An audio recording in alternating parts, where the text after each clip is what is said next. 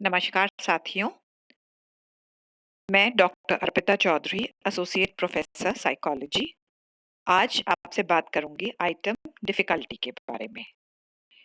मेरे कुछ पुराने वीडियोस में मैंने बात करी थी अपन टेस्ट के बारे में जो बात कर रहे थे, और टेस्ट में भी जो आइटम एनालिसिस या पद विश्लेषण हम करते हैं, उसका एक महत्वपूर्ण कार्य होता है आइटम डिफिकल्टी को ज्ञात करना।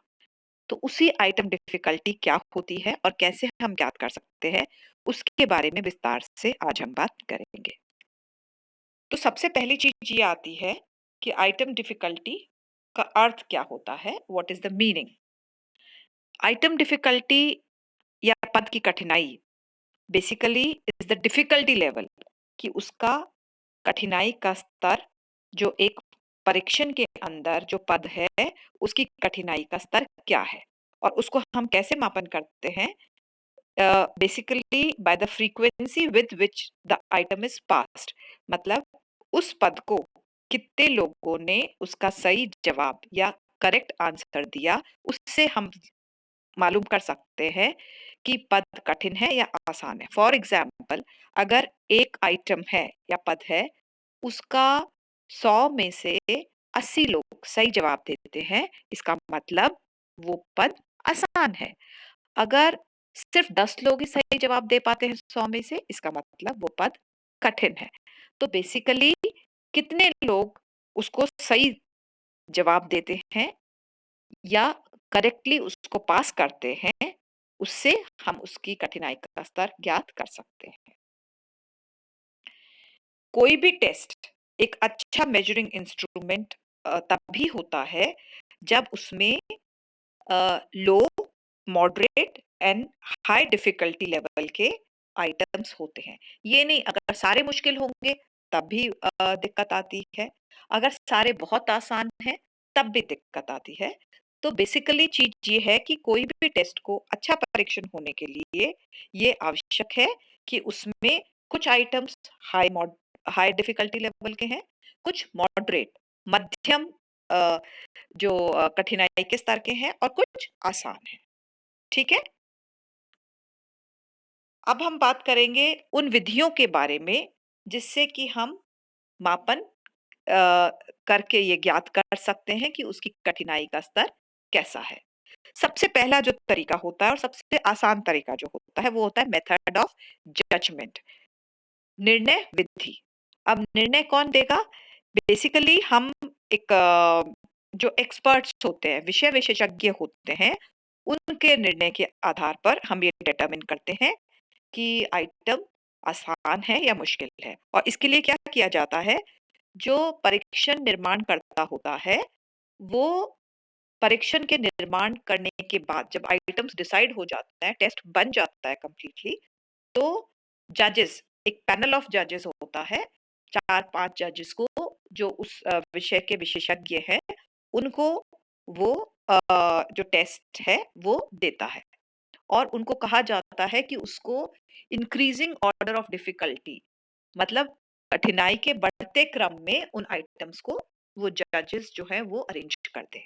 और जब वो अरेंज कर देते हैं, तो जो निर्माण करता है, जो टेस्ट मेकर है, वो सारे जो एक्सपर्ट्स को जिनको दिया था, उनके जजमेंट के आधार पर ये आसानी से, सपोज पहला आइटम है, पहले आइटम को सब कहते हैं कि भाई सबने उसको 1 नंबर पे दिया कि बहुत आसान है, और इस तरह से वो लास्ट आइटम को सबने सबसे मुश्किल बताया।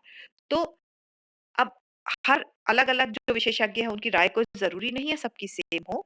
तो जो मेजॉरिटी की राय है, उसके आधार पर ये निर्णय लिया जाता है कि कौन-सा आइटम आसान है और कौन-सा मुश्किल है। तो ये तो एक बहुत जल्दी से, बहुत कम समय में जिसको हम की कठिनाई के स्तर को ज्ञात कर सकते हैं। ठीक है? इसके अलावा, जैसा मैंने अभी पहले बताया था, time taken by examinees in solution of item, मतलब जो टेस्ट कर रहे हैं, जैसे जिन स्टूडेंट्स को, जिन के जिस टारगेट ग्रुप के लिए आपने बनाया, वो कितना समय लेते हैं उस आइटम को करने में। तो that is also index of difficulty. हालाँकि ये बहुत रिलायबल और ऑब्जेक्टिव तरीका नहीं है, लेकिन अगर आपके पास बहुत कम समय है, तो ये सबसे आसान और सबसे जल्दी होने वाला तरीका है। आप टारगेट ग्रुप को 100 लोगों को दे दीजिए और हर आइटम कितने समय में वो स्टूडेंट्स या जो टारगेट ग्रुप है वो कर पाते हैं, that is the index of difficulty. इसके अलावा जो तीसरी विधि होती है और जो सबसे सही और सटीक विधि होती है, दैट इज़ एम्पिरिकल या स्टैटिस्टिकल मेथड, सांख्यिकी विधि। ये जैसा मैंने बोला बहुत वैज्ञानिक विधि है और अ, सही तरीके से कठिनाई के स्तर को रिलायबल तरीके से ऑब्जेक्टिवली ज्ञात किया जा सकता है। अच्छा, इसके लिए हम क्या करते हैं? On the basis of response of all the examinees, जितने लोगों पे आपने वो टेस्ट किया, ठीक है, उसके आधार पर हम ज्ञात करते हैं कि पद कितना कठिन है या आसान है। तो उन लोगों में से करेक्ट कितने लोगों ने उसका आंसर दिया। सपोज एक आइटम है, उसको 20 लोगों ने सही जवाब दिया आउट ऑफ 100। तो इसकी कठिनाई का स्तर क्या होगा? देखिए, कठिनाई के स्तर को हम पी से भी, अंग्रेजी के अक्षर पी से भी ज्ञात कर सकते हैं। इसको हम कई लोग डीवी लिखते हैं, डिफिकल्टी वैल्यू, या आईडी, आइटम डिफिकल्टी। तो ये जो सूत्र मैंने बताया, जो सूत्र क्या है? P is equal to r upon n. ठीक है, तो कठिनाई का स्तर आईडी भी लिखा या जैसे मैंने कहा डीवी भी लिख सकते हैं, आर अपॉन एन। आर क्या है? R is the number of examinees who pass और आंसर करेक्टली। मतलब वो एग्जामिनीज जिन्होंने किया, ठीक है, टारगेट ग्रुप के वो लोग जिन्होंने उस परीक्षण को किया, उसमें से कितने लोगों ने उस आइटम का सही जवाब दिया, that is r. R means right response, कितने लोगों ने सही जवाब दिया, अपॉन एन। एन क्या है? N is the total number of examinees. जैसे मैंने अभी आपको एग्जांपल दिया था, 100 लोगों पे आपने किया, 100 में से 20 लोगों ने सही जवाब दिया, ठीक है। तो ये अब इसको जब आप निकालेंगे, तो आपका कठिनाई का स्तर निकल कर आ जाएगा। इसका मतलब अगर 100 में से 20 लोगों ने ही सही जवाब दिया, इसका मतलब वो आइटम की जो कठिनाई का स्तर है वो ज़्यादा है, ठीक है? कठिन है वो आइटम, ज़्यादा आसान नहीं है। और इसकी बजाय सपोज़ 80 लोगों ने सही जवाब दिया, तो 80 लोगों ने सही जवाब दिया, तो 0.8 तो 8 हो जाएगा। अगर 20 ने ही सही जवाब दिया तो 0.2 हो जाएगा। तो 0.2 मीन्स डिफिकल्टी लेवल ज़्यादा है, ठीक है? कम लोग उसका सही जवाब दे पा रहे हैं और 80 लोग सही जवाब देते हैं, इसका मतलब आसान है, इसलिए उसका तो 0.8। सो 0.8 इज़ मीन्स डिफिकल्टी लेवल उसका कम है। समझ में आ गया? तो इस तरह से on the basis of response of all the examinees जिन्होंने टेस्ट लिया, उनके जवाबों के आधार पर हम कठिनाई के स्तर को ज्ञात कर सकते हैं। आगे बढ़ते हैं। ये एक और विधि है जिसको हम बोलते हैं 27% high and 27% lower group method. इसको एक्सट्रीम ग्रुप मेथड भी कहा जाता है। देखिए, मैंने जो पहला तरीका बताया उसमें क्या करते हैं, हम सारे जिन लोगों ने टेस्ट लिया उनके प्राप्तांक के आधार पर हम करते हैं। यहाँ पर हम क्या करते हैं, जो कठिनाई का स्तर ज्ञात करना है, हम जैसे सपोज आपने 100 लोगों पे किया, तो हम क्या करते हैं, जो 100 लोगों के प्राप्तांक हैं, उनको असेंडिंग ऑर्डर में, बढ़ते क्रम में लगा लेते हैं और उसमें से 27% लोअर वाले एंड 27% हायर वाले। समझ में आ गया? जैसे हमने 100 लोगों पे किया, तो जो 100 लोगों के प्राप्तांकों को, जो उनके स्कोर्स हैं टोटल टेस्ट के ऊपर, हम उनको असेंडिंग ऑर्डर में या बढ़ते क्रम में लगा लेते हैं और उसमें से 27% लोअर मीन्स जिनके कम आए, 27% हायर जिनके ज्यादा प्राप्तांक आए। तो इस तरह से अगर देखा जाए तो टेक्निकली हम सिर्फ 54% लोगों का जो रिस्पॉन्सेज है उसको इस्तेमाल करते हैं। इसीलिए मैंने बोला इसको हम एक्सट्रीम ग्रुप मेथड, क्योंकि आप lower extreme and higher extreme को ही इस्तेमाल करते हो डिफिकल्टी निकालने के लिए। तो अ, अब इसके अंदर वही फॉर्मूला अगर आप देखेंगे, फॉर्मूला सेम ही है। और जब आपने जो ये टोटल निकाल लिया 54%, 27% अपर एंड 27% लोअर, निम्न और उच्च समूह जो है उनके जवाबों के, अब उस आइटम पे जो आर यू, आर ये again p is equal to r u क्या है, right responses in upper group, ठीक है। ऊपर वाले ग्रुप में उच्च समूह में कितनों ने सही जवाब दिया, आर एल क्या है, right responses in the lower group, जो निम्न वाला समूह है, ठीक है, जिनके निम्न प्राप्तांक है, उन्होंने उसमें से कितने लोगों ने उसका सही जवाब दिया उस पर्टिकुलर पद का, divided by n u plus n l. तो एन यू क्या हुआ, number of examinees in the upper group and plus number of examinees in the lower group, ठीक है।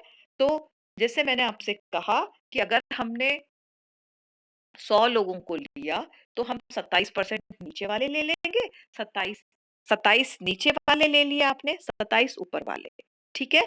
तो और उसमें से कितनों ने सही जवाब दिया, तो इसके आधार पर हम डिफिकल्टी लेवल निकाल लेंगे, ठीक है।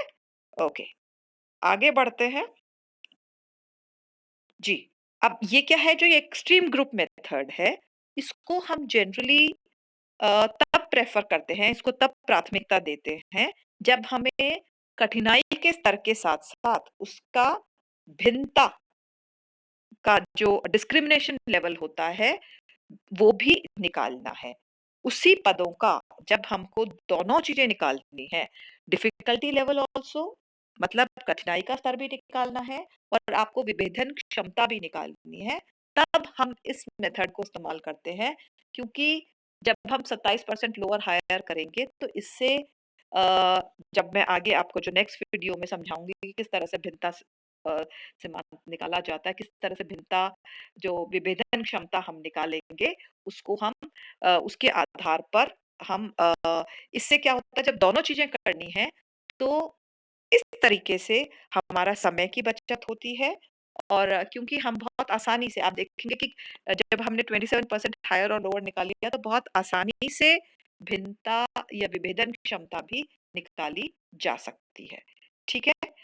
और जनरली जैसे मैंने बताया कि इसमें समय भी बचता है, और अदरवाइज अगर आपको सिर्फ कठिनाई का स्तर ज्ञात करना है, तो जो मैंने पहले जो विधि बताई थी, उसके आधार पर भी हम बहुत आसानी से कम समय में हम उसको ज्ञात कर सकते हैं। तो फ्रेंड्स, बेसिकली जैसे आई होप जैसे मैंने आपको बताया कि it's is very clear to you कि क्या होता है कठिनाई का स्तर, एक पद की कठिनाई के स्तर को कैसे हम ज्ञात कर सकते हैं।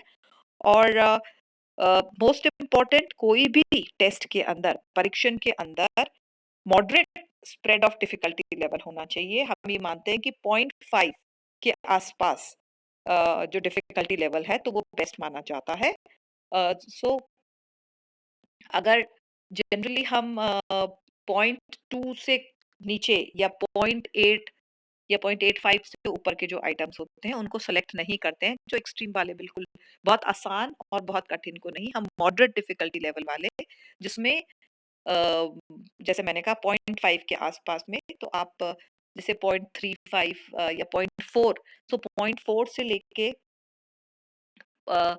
0.65 वाले हम प्रेफर करते हैं, और कुछ आइटम्स हम थोड़े से कठिनाई का स्तर अधिक वाले और कुछ आइटम्स लोअर वाले हम ले सकते हैं, but generally we prefer moderate difficulty level, that is 0.50।